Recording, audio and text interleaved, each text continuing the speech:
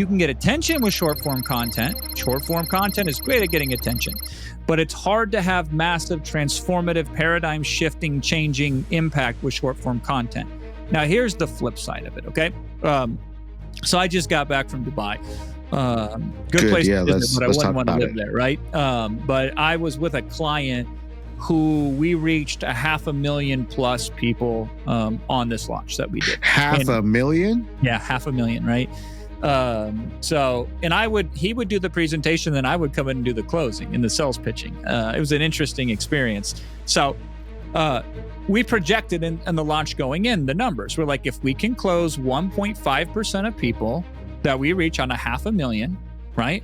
Then that means whatever that means. I don't have the notes in front of me, but let's just do that. I'll do the math right here. Times 0.015. That's 7,500 buyers, right? But first, do you have a message that if the right person heard it would be electrifying to them?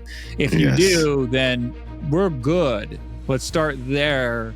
And then in due time, when we become unconsciously competent at that, then we can circle back around and try to optimize for the rest. But we can't be good at everything immediately. So we have to pick and choose what we want to be good for initially. And then when we become good at that, then we can become better at other things too.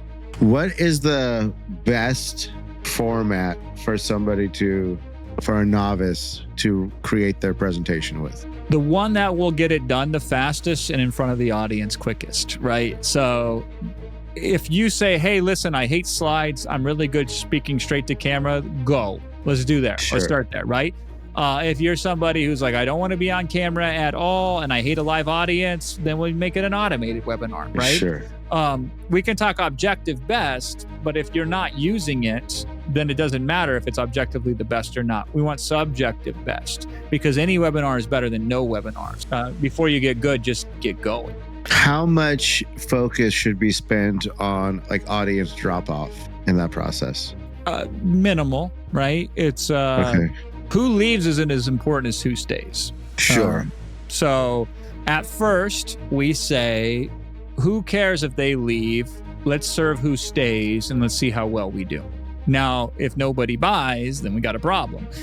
Sure. So if we have more people that stay and don't buy, that doesn't solve our problem. That actually makes our problem worse. So, but if a bunch of people buy and we say, okay, we've nailed that portion of it. So now how do we get more people to show up and stay longer? But oftentimes, drop off rate for most people starting off. Now, for major clients that I work with, where every little percent can mean millions of dollars, it's a whole different story. But when you're just getting started, drop-off rate is a hard data point to quantify its impact. So a paradigm shift is once they hear it right, like presented properly in the right context, they say, oh my God, this changes everything. I can never go back to the way I was before. I'm broken fundamentally from my excuses. I can no longer live with them. So therefore, I must either accept that I'm not serious and not buy at the end, or I have to accept that I am serious and then I will buy at the end. Like subtextually, that's what the paradigm shift does. So I'll give you a couple examples, right? Yeah. Like in the real estate space. Sure. Let's say that there's a subsegment of an audience that thinks because their credit score is so miserable that they'll never get approved for a loan no matter what. And so they think that they are limited and that they can't even buy a house.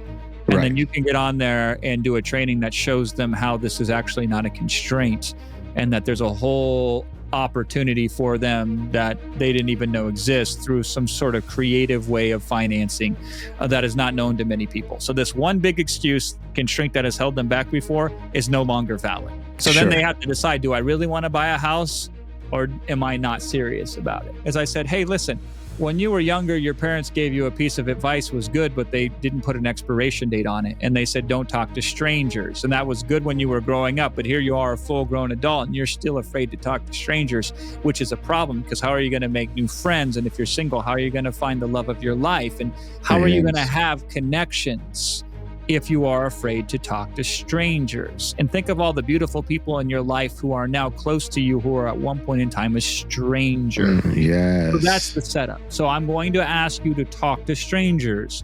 Now I'm going to give you the scripts. I'm going to show you how you can talk to them in the way that's as easy as possible for you. We're going to give you multiple options and then you can pick the one that you're most comfortable with. How does that sound? They don't see the invisible, which is what it costs to keep the problem. So we remind them of that. The cost of going alone They save the money, right? But they're alone. The cost of going alone is they have to create their own resources instead of leveraging the resources that we've created for them, right? Sure. So we are giving them a better decision-making criteria. Do I want the cost of doing this without the product, or do I want to incur the cost of the product, which is more expensive? That's essentially the frame that I build. And for most, for right fit prospects, it's always more expensive to not buy the product. And so this helps them understand that in the transition.